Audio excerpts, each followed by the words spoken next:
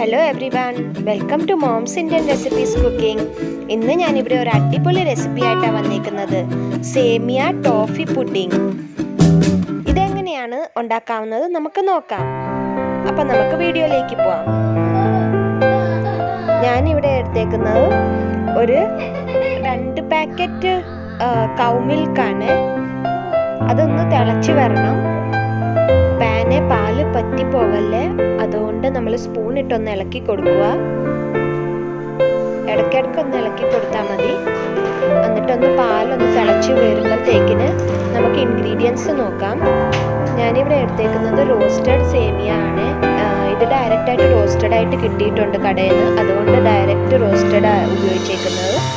അത് കഴിഞ്ഞ് നമ്മൾ ഇച്ചിരി കാഷ്യൂ നട്ട്സ് എടുത്തിട്ടുണ്ട്, പിന്നെ ഗ്രേപ്സ് ആവശ്യത്തിന് എടുത്തിട്ടുണ്ട്. പിന്നെ നമുക്ക് ടോഫി ഉണ്ടാക്കാൻ വേണ്ടിയതാ നെസ്ലെ സ്വീറ്റൻസ്ഡ് മിൽക്ക്.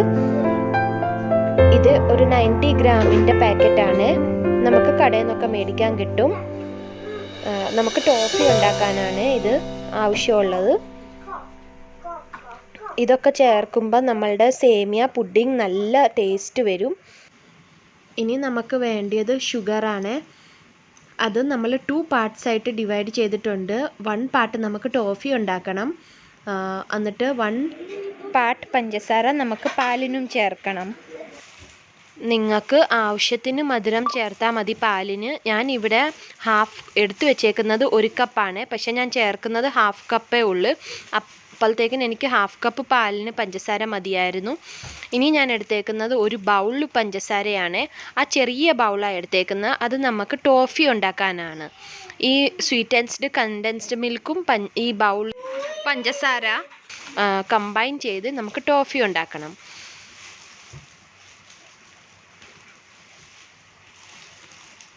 ഇടയ്ക്ക് ഞാനിവിടെ ഒന്ന് പാലൊന്ന് ഇളക്കി കൊടുക്കുവാണ്. പാലൊന്ന് തിളച്ച് വരാറായിട്ടുണ്ട്. അപ്പോഴത്തേക്കിന് നമുക്ക് ടോഫി ഉണ്ടാക്കാവുന്നത് നോക്കാം. നമുക്കൊരു പാൻ ചൂടാക്കുക.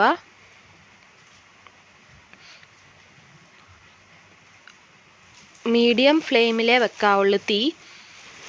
എന്നിട്ട് നമുക്ക് ഈ എടുത്തു വെച്ചേക്കുന്ന ചെറിയ ബൗൾ പഞ്ചസാര പാനിലോട്ട് ഇങ്ങനെ വിടർത്തി കൊടുക്കുക. നമുക്ക് ഇളക്കേണ്ട ആവശ്യമൊന്നുമില്ല, അത് തന്നെ അത് അലുത്ത് വരും. അന്നേരത്തേക്കിന് നമുക്ക് സേമിയ ഒന്ന് പൊടിച്ചു കൊടുക്കാം. ഇപ്പം ഞാനിവിടെ റോസ്റ്റഡാണ് എടുത്തേക്കുന്നത്. നിങ്ങൾക്ക് റോസ്റ്റഡ് കിട്ടിയില്ലെങ്കിൽ നെയ്ക്കകത്ത് ഒന്ന് വറുത്തെടുത്താൽ മതി. ജസ്റ്റ് ഒന്ന് 1 സ്പൂൺ നെയ്യ് ഒഴിച്ച് സേമിയയും കൂടെ ഇട്ടൊന്ന് റോസ്റ്റ് ചെയ്തെടുത്താൽ മതി. അപ്പം നിങ്ങൾക്ക് റോസ്റ്റഡ് സേമിയ കിട്ടും.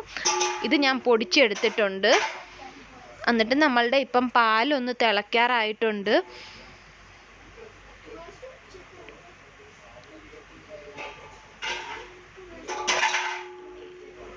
ഇത് കണ്ടോ, നമ്മളുടെ ഇപ്പം പഞ്ചസാര അലുത്ത് വരാൻ തുടങ്ങിയിട്ടുണ്ട്.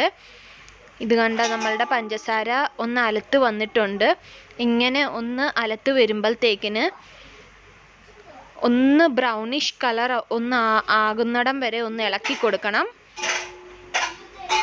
ഇപ്പം നമ്മളുടെ പഞ്ചസാര പാനി റെഡിയായി വരുന്നുണ്ട്. അന്നേരത്തേക്കിന് നമുക്ക് ആ പാലും തിളച്ച് വന്നിട്ടുണ്ട്. അപ്പം പാല് തിളച്ച് വന്നതുകൊണ്ട് ഇനി നമുക്ക് സിം തീ വെച്ച് കൊടുക്കാം. അന്നേരത്തേക്കിന് നമ്മളുടെ പഞ്ചസാര പാനി ആയിട്ടുണ്ട്, റെഡി ആയിട്ടുണ്ട് പഞ്ചസാര പാനി. അതൊന്ന് ഇളക്കി കൊടുക്കുക.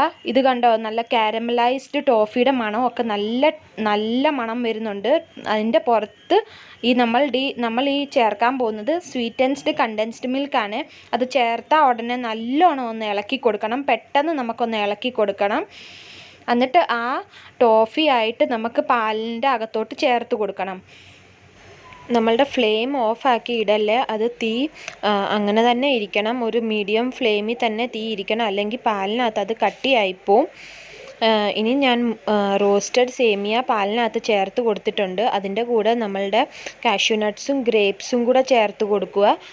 ഞാനിവിടെ വറുത്തിട്ടില്ല നെയ്ക്കകത്ത്. നമുക്ക് തിളച്ച പാലല്ലേ, അപ്പം ചൂട് പാലിനകത്ത് തന്നെ നമ്മളിത് ചേർത്ത് കൊടുക്കുമ്പം തന്നെ അത് വെന്ത് കിട്ടിക്കോളും. ഇപ്പം ഇനിയും ഞാൻ ആവശ്യത്തിന് പഞ്ചസാര ചേർത്ത് കൊടുക്കുക പാലിനകത്ത്. ഇപ്പം ഞാനത് കാരമലൈസ്ഡ് ഷുഗറും ആക്കിയിട്ടുണ്ടല്ലോ, അപ്പോൾ അതുകൊണ്ട് ഞാൻ 1/2 കപ്പ് പഞ്ചസാരയെ ചേർത്തിട്ടുള്ളൂ. ഞങ്ങൾക്ക് കൂടുതൽ മധുരം ആവശ്യമില്ല. നിങ്ങൾക്ക് കൂടുതൽ മധുരം വേണമെങ്കിൽ നിങ്ങൾക്ക് പഞ്ചസാര ചേർക്കാം. ഇപ്പോൾ ഇത് കണ്ടോ, നമ്മളുടെ ഫ്ലെയിം ഓണാക്കി തന്നെ വെച്ചിട്ടുണ്ടായിരുന്നു, മീഡിയം ഫ്ലെയിമിൽ. അത് നല്ലോണം ഒന്ന് ഇളക്കിക്കൊണ്ടിരിക്കണം, അല്ലെങ്കിൽ പാനെ പറ്റി പിടിക്കും ടോഫി. അപ്പം നമ്മളുടെ ടോഫി റെഡി ആയിട്ടുണ്ടായിരുന്നു. എന്നിട്ട് ആ ടോഫി നമുക്ക് പാലിനകത്തോട്ട് ചേർത്ത് കൊടുക്കാം. മൊത്തം അത് ചേർത്ത് കൊടുക്കണം.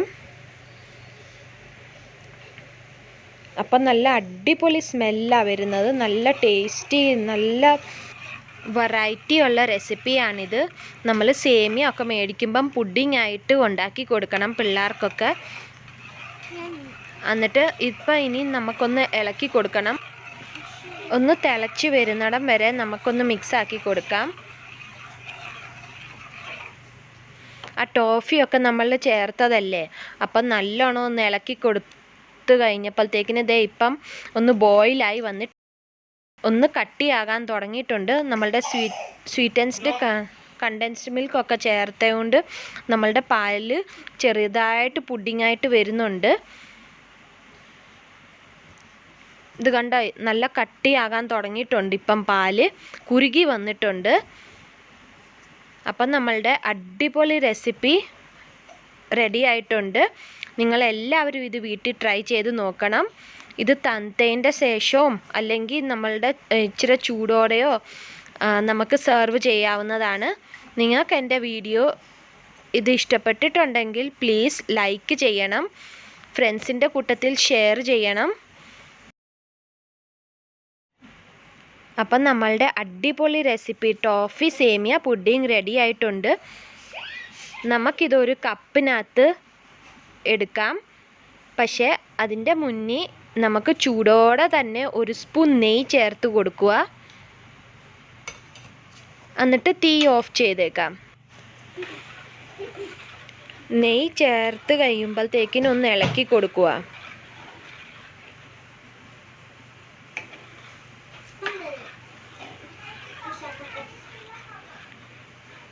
ഇത് കണ്ടോ, നല്ല അടിപൊളി, നല്ല കുറുകി വന്നിട്ടുണ്ട് നമ്മളുടെ സേമിയ പുഡിംഗ്. ഇനി നമുക്കൊരു കപ്പിലോട്ട് സെർവ് ചെയ്യാം. ചൂടോടെ ആയിരിക്കും നല്ലത് സെർവ് ചെയ്യാൻ വേണ്ടി. തണുത്ത് കഴിയുമ്പം ഇച്ചിരിയും കൂടെ കുറുകിയിരിക്കും. ഇത് കണ്ടോ, കറക്റ്റ് കൺസിസ്റ്റൻസിയാണ് നമുക്ക് കിട്ടിയേക്കുന്നത്. നമുക്ക് പുഡിങ്ങിന് വേണ്ടിയുള്ള കൺസിസ്റ്റൻസി ഇതാ വേണ്ടിയത്. അപ്പം നമ്മളുടെ അടിപൊളി ടോഫി സേമിയ പുഡിംഗ് റെഡി ആയിട്ടുണ്ട്. നിങ്ങളെല്ലാവരും ഇത് വീട്ടിൽ ട്രൈ ചെയ്ത് നോക്കണം. ഇതൊരു സിമ്പിൾ റെസിപ്പിയാണ്. നമ്മളൊക്കെ പായസമൊക്കെ ഉണ്ടാക്കും, പക്ഷേ പുഡിങ്ങായിട്ട് ഒന്ന് ഉണ്ടാക്കി നോക്കണം. ഇനിയും മറ്റൊരു പുതിയ വീഡിയോ ആയിട്ട് വീണ്ടും കാണാം. Till then bye, take care, thanks for watching. See you with another video.